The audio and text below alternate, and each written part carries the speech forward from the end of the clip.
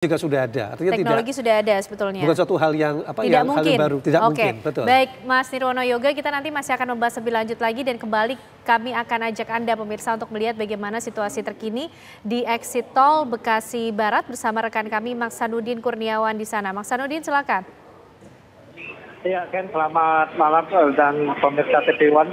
Dapat kami kabarkan bahwa saat ini memang di depan tol exit tol Bekasi Barat ini sempat terjadi kemacetan cukup parah imbas dari luapan kali Bekasi yang terjadi pada pagi hingga siang tadi. Namun memang berangsur sudah mulai surut sehingga dampak yang ditimbulkan dari kemacetan di tol Bekasi Barat ini pun berangsur mulai terurai. Meskipun kondisi Bekasi saat ini hujan, namun memang kemacetan itu mulai berangsur bisa terurai, mengingat jalan Ahmad Yani sendiri yang sempat terendam pada siang hingga petang tadi, sekarang sudah mulai surut. Dan kedua ruas jalur pun sudah bisa dilintasi oleh kendaraan. Demikian, Ken. Oke, lalu apakah juga ada kemudian skema yang disiapkan apabila banjir ini juga masih merendam wilayah Bekasi? Karena kalau kita lihat curah hujannya tadi di beberapa titik di Bekasi masih cukup deras hujan yang terjadi, begitu? Ya, memang untuk skema lalu lintas sendiri saat ini memang hanya berpaku pada Jalan Ahmad Yani ataupun Jalan Kiai Haji Nur Ali yang akan dialihkan ke Nur Ali maupun ke arah selatan atau ke arah Hasibuan.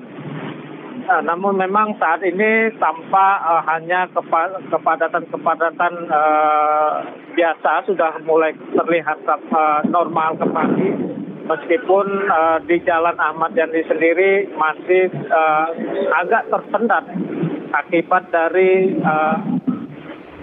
arus lalu lintas yang cukup padat, mengingat dari efek samping dari jam bertepatan dengan jam pulang kerja pengguna kendaraan. Baik, Acan. Baik, terima kasih Maksanuddin Kurniawan mengabarkan dari exit tol Bekasi Barat, Jawa Barat. Kita akan membawa Anda pemirsa untuk melihat bagaimana konferensi pers yang akan disampaikan oleh Kepala BMKG, Ibu Dwi Korita. Di kawasan atau di area yang rawan banjir dan longsor, ini kan sudah rentan ya, sudah daya dukung kapasitasnya untuk menerima hujan itu sudah sangat lemah. Sehingga kami tadi dikoordinasikan oleh Bapak Menko PMK bersama Kepala BNPB dan kami BMKG akan melakukan modifikasi cuaca. Konsepnya adalah menghalangi atau awan-awan yang harusnya bergerak bertiup ke area yang rawan itu dijatuhkan sebelum masuk ke area rawan. Jadi dijatuhkannya misalnya masih di laut. Jadi tidak dijatuhkan di darat.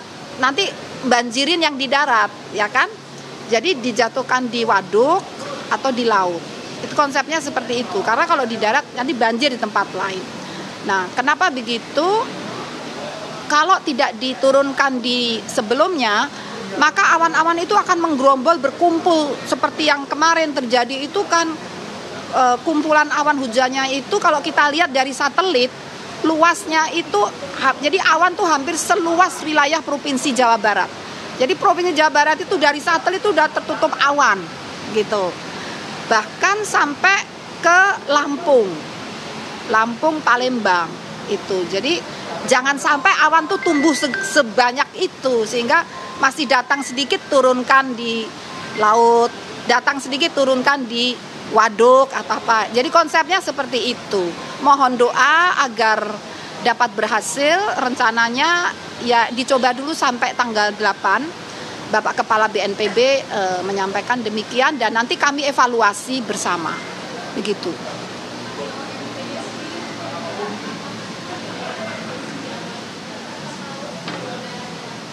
Nah, untuk besok itu prioritas di Jawa Barat karena memang yang paling rentan di Jawa Barat dan terutama ini di daerah pegunungan ya, di puncak, terutama awannya tuh dari situ. Jadi dan kan nanti bisa jadi sumber banjir untuk ke hilir juga, tidak hanya kena Jawa Barat tapi juga bisa mengalir ke arah utara ke DKI ya. Juga banjir bisa dikhawatirkan bisa begitu. Sungai-sungainya kan juga mengalir ke utara. Seperti itu ya. Kira-kira demikian. Terima kasih. Kalau curah hujan yang tinggi ini kira-kira akan selesai sampai kapan, Bu? Nah, kemarin itu yang tertinggi sampai 232 mm dalam 24 jam. Kami prediksi dalam durasi sampai tanggal 11 itu kita masih perlu waspada atau bahkan siaga. Jadi mungkin akan sedikit menurun, tapi kemudian akan meningkat lagi sekitar tanggal 11 itu akan meningkat lagi intensitasnya. Tapi semoga dengan modifikasi cuaca itu dapat dikurangi.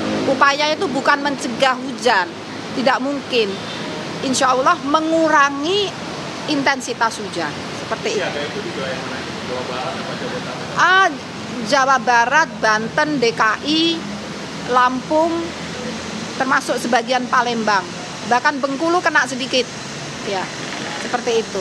Mohon doanya agar semuanya dapat termitigasi dan tidak ada korban jiwa. Terima kasih. Assalamualaikum warahmatullahi wabarakatuh. Terima kasih.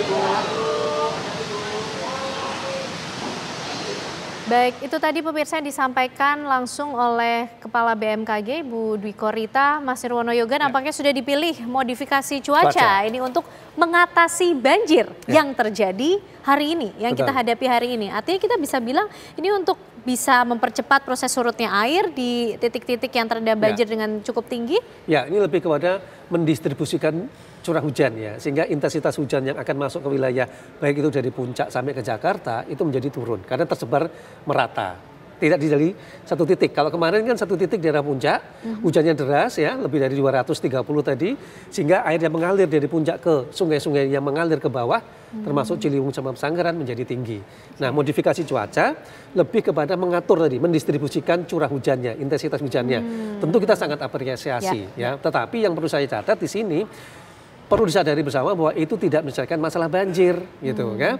Karena yang tadi kita pikirkan adalah bagaimana penataan daerah Jati Asih setelah banjir kemarin. Ya, sampai hari ini selanjutnya pemerintah daerah mau ngapain itu daerahnya? Mau ditata ruangnya mau diapakan ya? Tata lingkungannya mau gimana? Taman Galaksi misalnya ya, yang terdampak parah terus besok mau diapakan? Mau ditata seperti apa supaya tidak banjir lagi kan gitu. Begitu pula juga dengan daerah di Kebun Pala misalnya ya.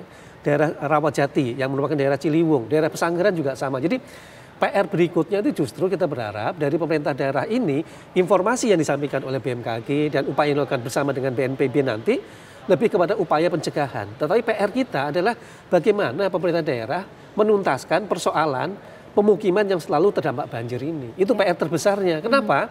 Karena kami sering melihat setelah hujan reda, pengungsi kembali ke rumah, banjir reda ya, persoalan banjir tadi juga ikut hilang. Ya, nanti akan muncul lagi ketika memasuki musim hujan lagi, pemukiman yang terdampak banjir baru kita bahas lagi gitu. Jadi ini persoalan yang selalu berulang selama bisa dikatakan lebih dari 20 tahun ya, tidak baru 1-2 tahun. Modifikasi cuaca ini kita bisa bilang solusi jangka pendek untuk mengatasi banjir saat ini yang kita hadapi.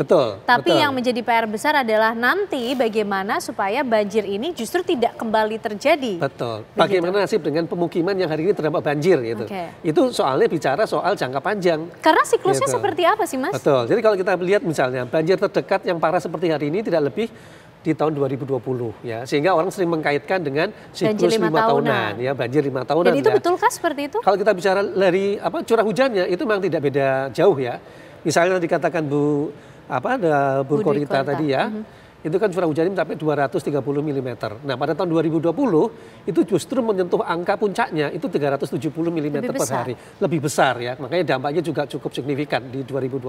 Nah, artinya apa? Dari tahun 2020 ke 2025, suka tidak suka harus diakui tidak banyak perubahan yang dilakukan oleh pemerintah daerah. Kawasan-kawasan terdampak banjir pun bukan barang baru ya.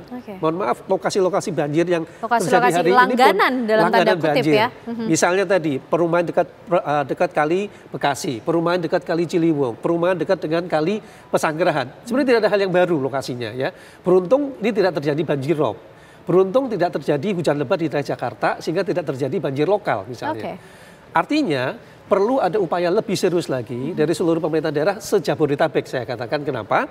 Karena sekarang sudah tidak hanya Jakarta, tapi juga Bogor, Depok, Tangerang, Bekasi pun daerah penyangga sudah terdampak banjir.